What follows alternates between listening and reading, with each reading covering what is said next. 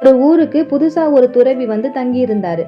அதனால அவரை பார்க்க ஊர் மக்கள் எல்லாம் கூட்டம் கூட்டமாக வந்து அவரை வணங்கி அவருடைய நல்ல போதனைகள் எல்லாம் கேட்டு பலனடைஞ்சாங்க. இதனாலேயே அவருக்கு அந்த ஊர் மக்கள் மத்தியில நல்ல செல்வாக்கு இருந்தது. துறவிக்கு கிடைச்ச இந்த பெருமை அந்த ஊர்ல வசிக்கிற ஒருத்தனுக்கு மட்டும் பிடிக்கல.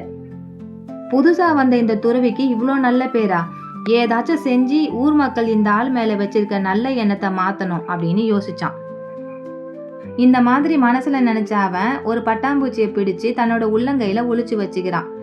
தான் கைகளை முதுகுக்கு பின்னாடி மறைச்சிக்கிட்டு துறவி முன்னாடி வந்து நின்னு, ஐயா, உங்களை என்னவோ எல்லாரும் பெரிய ஞானின்னு சொல்றாங்களே, என் கையில இருக்கிற பூச்சி உயிரோட இருக்குதா இல்ல செத்து போச்சா சொல்லுங்க பார்க்கலாம் அப்படின்னு சவால் விட்டானா. ஞானி யோசிக்கிறாரு. பூச்சி செத்து போச்சுன்னு சொன்னா அதை உயிரோட காட்டுவான். இல்ல பூச்சி உயிரோட இருக்குது அப்படின்னு சொன்னா அதை உள்ளங்கையில வச்சு நசுக்கி சாகடிக்கும் செய்வான் அப்படின்னு நினைச்சுக்கிட்டு, அந்த பூச்சி உயிரோட இருக்கிறதும் இல்ல இறந்து போறதும் உன் கையில தான்ப்பா இருக்குது அப்படின்னு சாதுரியமா பதில் சொன்னாராம்.